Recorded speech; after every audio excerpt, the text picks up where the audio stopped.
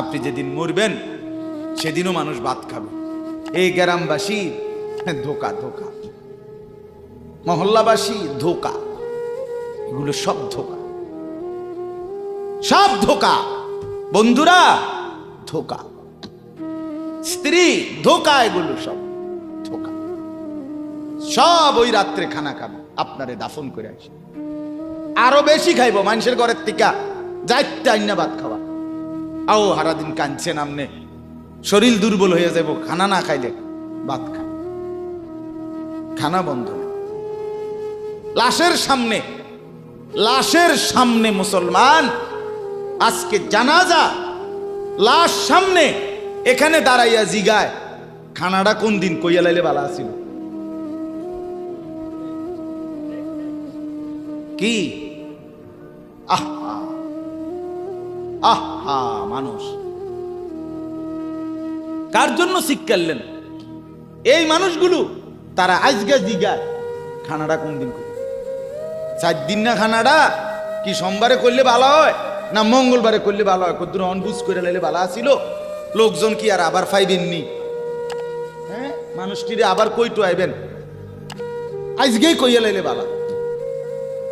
ফলে জানাজার লাশের সামনে দাঁড়াইয়া আগে কইয়ালায় সবাই খেয়াল রেখেন সোমবারে খানা।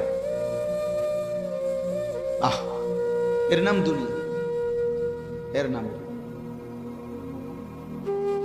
এর নাম দুনিয়া। এই জন্য দুনিয়া বড়ই স্বার্থক।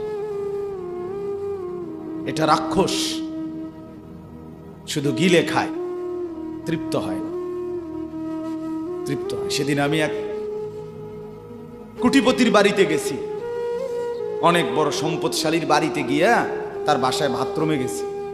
দেখি যে বাথরুমের যে দরজা, দরজার যে সিটকারি লাগায়, তো সিটকারিটা আছে, কিন্তু সিটকারিটা যেটার মধ্যে লাগায় ছোট্ট বল্টু একটা, এটার মধ্যে লাগায় যেটার মধ্যে আরে এটা নাই।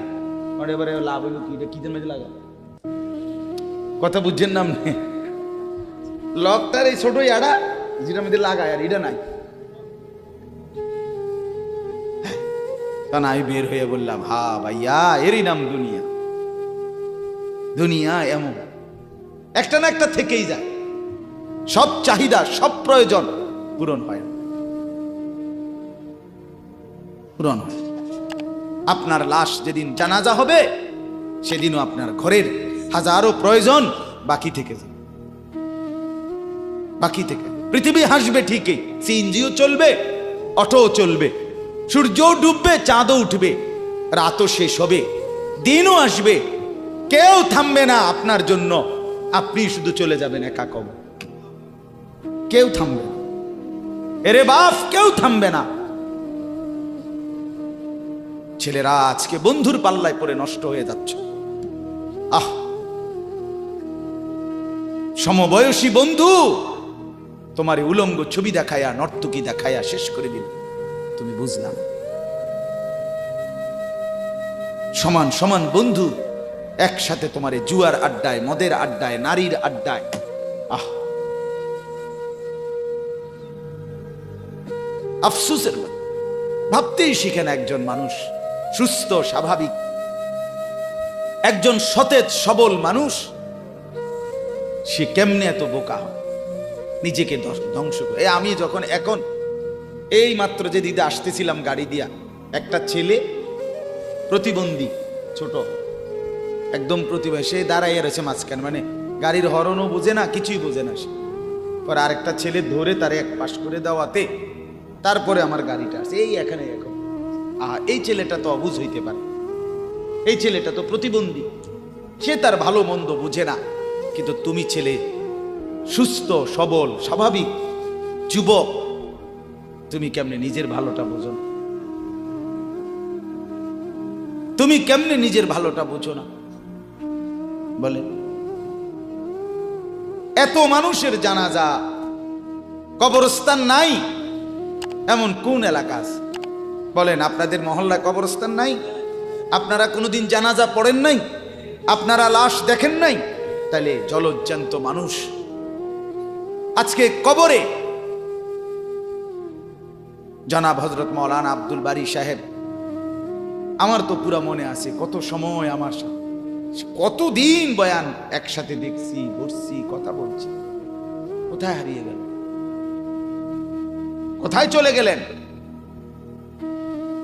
এইভাবে পরিচিত চেনা মানুষগুলো প্রতিদিন হারিয়ে যায়, কবরে চলে যায়।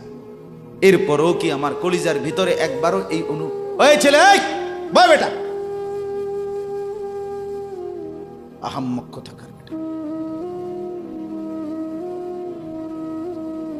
জিন্দেগিটাই ছবি, জীবনটাই ছবি, একেবারে যেটা পাও।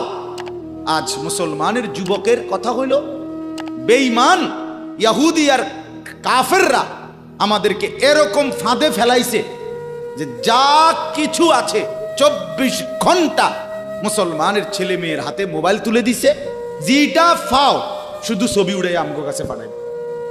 এটা কুত্তা হোক, বিলাই হোক, শুকর হোক, মানুষ হোক, গরু হোক, ছাগল হোক, হুজুর হোক, পাবলিক হোক, বেড়া হোক, বেড়ি হোক, জোয়ান হোক, বুড়া হোক, যেটা পাউডা শুধু ছবি উড়া। জিন্দেগির কাজে একটা। আহ, হায় হায় বাপ, তোমরা বুঝো না, বেঈমান তোমাদেরকে বেঁধে ফেলছে, আষ্টে পৃষ্ঠে বেঁধে ফেলছে, গিলে খাচ্ছে, গিলে। একটা সেকেন্ড সিদ্ধান্ত বেঈমানের যে মুসলমানের একটা নড়াচড়া তারা তাদের আড়াল হইতে দিবেন। কারণ এই মোবাইল, এই ইন্টারনেট, এই সব কিছু আমরা যাই ছবি উঠাই করি তাদের হাতে, তাদের কাছে এটার মূল নিয়ন্ত্রণ। তারা দেখে মুসলমানের যুবকদের হালাত কি, চরিত্রের অবস্থা কি, যুবতীদের হালাত কি। যুবতী তার রাত গভীরে অশ্লীল দৃশ্য পুরুষকে দেখায়, যুবক তার রাত গভীরে অশ্লীল কথা, জঘন্য কথা ভিন মেয়ের সাথে বলে। আহা, বেঈমান তখন হাসে, কাফের বেঈমানরা তখন হাসে যে হ্যাঁ দেখছো মুসলমানের অধপতন, মুসলমানের সন্তানের নোংরামি,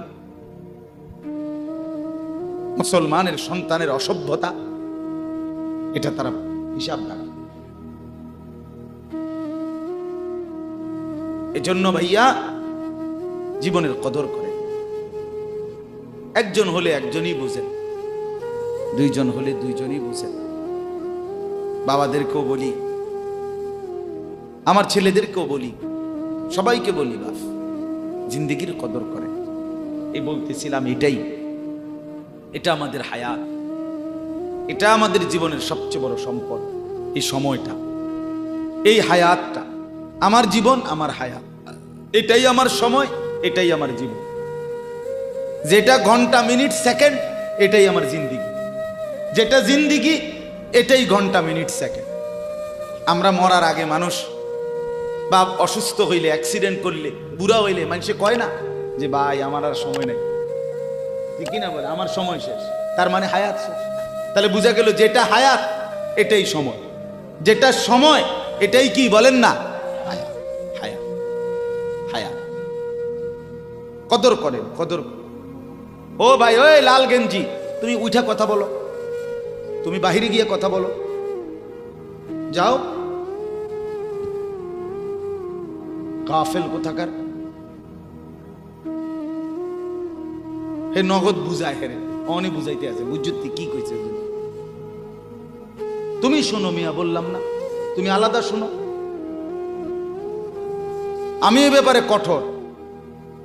10 মিনিটের জন্য যদি বলি, আমার জিন্দেগির সিদ্ধান্ত, গাফেলকে বলবো না,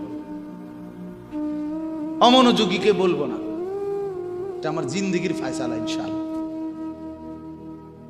সমবয়সী বরবাদ করে দিচ্ছে ছেলেদের কাছে, এক সময় না ভালো হতে দিচ্ছে না। আহ, কোন মা বাপ তার সন্তানকে অসৎ করে গড়ে তোলে নাই। মা তার পেটের থেকে অসৎ সন্তান জন্ম দেয় নাই, পবিত্র সন্তান জন্ম দিয়েছিল। মায়ের বুকের পবিত্র দুধ খাওয়াইছিল, দুধ হালাল পবিত্র। মা পবিত্র এক সন্তান জন্ম দিয়েছিল।